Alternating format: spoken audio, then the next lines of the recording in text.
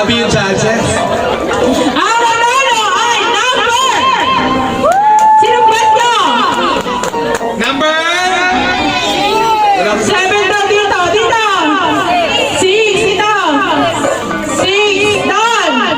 Wala silang pakialam. Number 6! Ang nanalo ay number! Contestant number 6!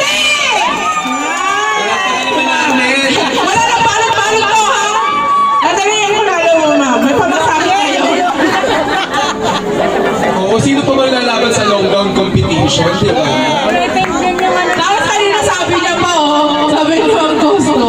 Alam, nakakanya ako lang yung pinalo. Di ba, alam, may 200 ka naman. May pamasahe ka na. Yung auntie lang niya sa gown, 1.5.